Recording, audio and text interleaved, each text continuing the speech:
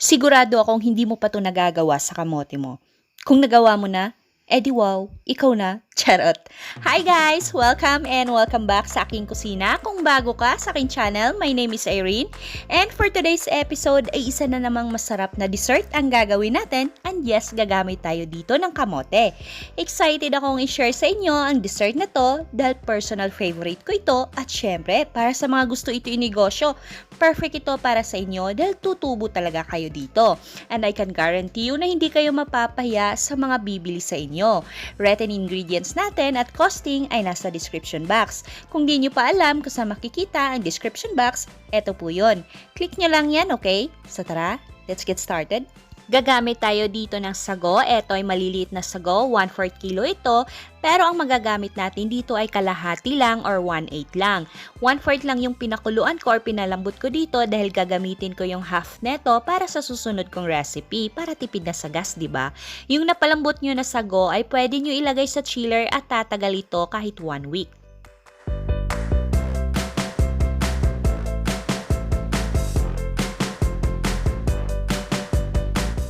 Once na translucent na yung sago natin, hanguin sa apoy, din takpan muna at hayaang nakababad sa pinagkuluang tubig for 10 to 20 minutes. Now let's proceed naman sa ating kamote. Kung familiar na kayo or napanood nyo na yung kamote de leche recipe ko, ay same lang yung procedure kaya pwede nyo skip tong step na to, proceed na kayo sa next step. Pero kung di nyo pa napanood, well, gagamit tayo ng 1 kilong kamote dito, hugasan, balatan at hiwain ito. Then steam natin or ilaga.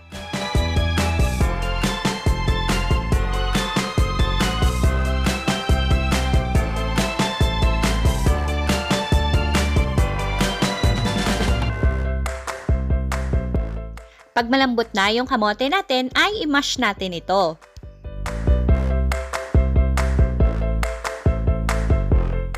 Then mag-add tayo ng 1 cup of ube condensed milk. Gradual lang yung pag-add ko, tig half cup lang para mas easy to incorporate sa ating mashed kamote. Kung wala kayong ube flavored na condensed milk, pwedeng regular lang na condensed milk, then mag-add lang kayo ng ube flavor.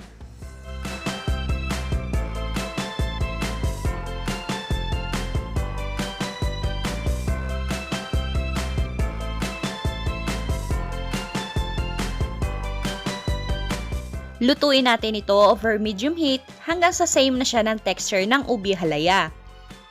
At habang niluluto pa natin ang ating kamote de leche, if you haven't subscribed yet, make sure to smash that subscribe button and don't forget to click the notification bell and click all para ma-notify kayo pag may bago tayong uploads. Pag ganito na ang ating kamote, turn the heat off, then transfer natin ito sa isang bowl and let it cool completely.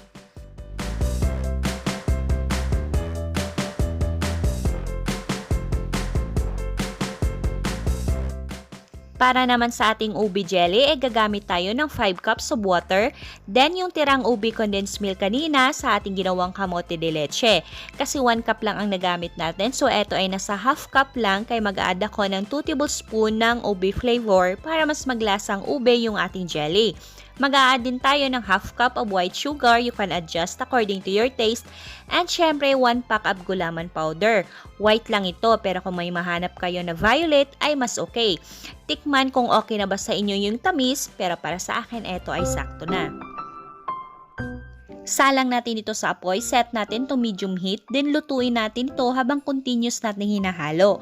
Pag clear na yung ating mixture, wala nang buo-buo, well dissolved na yung ating gulaman powder and sugar, you can turn the heat off, then transfer natin ito sa lagayan or container, anything na heat-proof na rectangular or square na container. Actually, ito ay hindi ko na pinakulo, okay? Basta pag nakikita nyong umuusok na at pa-start pa lang siyang kumulo, ay pwede na yan. Set aside muna natin ito at balikan natin mamaya once na nag-set na ang ating ube jelly.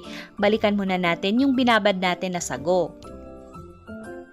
Ngayon naman ay strain lang natin yung mga sago, then hugasan natin ito ng tap water para maiwasan na magdikit-dikit ito.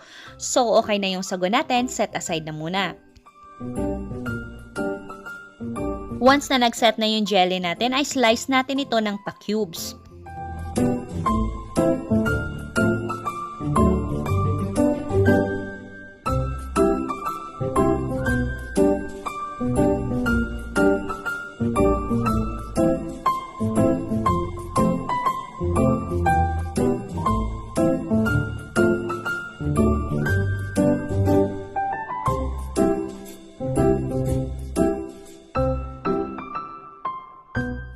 ready na ang ating ube jelly, set aside lang muna natin ito. Then, in a mixing bowl ay combine natin ang 1 can of 390 grams condensed milk, 1 can 370 ml Alaska cream asada, pwedeng all-purpose cream ang gamitin nyo or cream densada. Sa condensed milk, pwedeng ube flavored na condensed milk ang gamitin nyo. Then, mag-a-add din tayo ng 2 cups of fresh milk or 1 big can of evaporated milk. Bali sa lata ng condensed milk ko lang siya sinukat para masimot na rin yung condensed milk na nasa lata. But anyway, 1.5 na lata ng condensed ang ginamit ko sa fresh milk. So, nasa 2 cups yan. Add na rin natin yung ating sago. Nagdikit-dikit pa rin sila. Masyadong close. But no worries, maghihiwalay din yan sila. Haluin nyo lang mabuti.